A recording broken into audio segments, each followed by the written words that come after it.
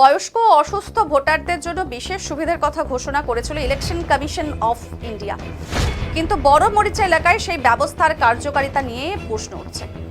288 নম্বর booth বড় মরিচা junior basic স্কুলে এক পক্ষাঘাতগ্রস্ত 70 ঊর্ধ্ব ভোটারকে পরিবারের সদস্যদের কোলে করে ভোট কেন্দ্রে নিয়ে যেতে দেখা যায়। চলাফেরায় সম্পূর্ণ অক্ষম হওয়ায় তাকে এভাবেই কেন্দ্রে পৌঁছে ভোটাধিকার প্রয়োগ করতে হয়।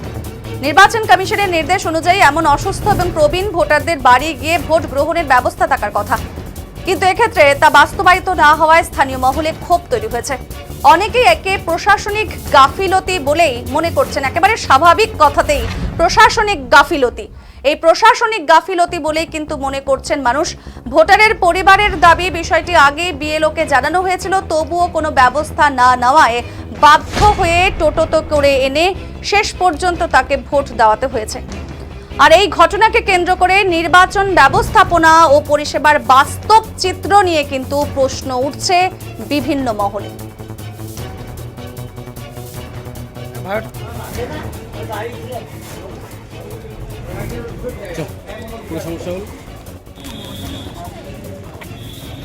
দেখুন কিভাবে ভোট দিতে এসছেন, কিভাবে নির্বাচন কমিশন কি জানিয়েছিলেন এবং বাস্তবে কি ভাবে ভোট দিতে হচ্ছে এই প্রবীণ মানুষদেরকে। বিভিন্ন জায়গাতেই কিন্তু ঠিক একই ছবি কিন্তু দেখা গেছে। সকাল থেকে ভোট হয়েছে, দুপুর গড়িয়েছে, যেখানে বয়স্ক অসুস্থ ভোটারদের জন্য বিশেষ সুবিধার কথা ঘোষণা করেছিল ইলেকশন কমিশন অফ ইন্ডিয়া, কিন্তু বড় মরিচা এলাকায় সেই ব্যবস্থার কার্যকারিতা নিয়ে রীতিমতো প্রশ্ন উঠেছে।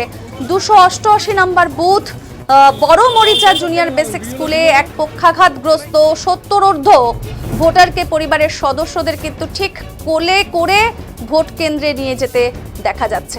দেখুন সেই ছবি, এবং এভাবেই তিনি ভোট কেন্দ্রে গিয়ে ভোট দান করেছেন।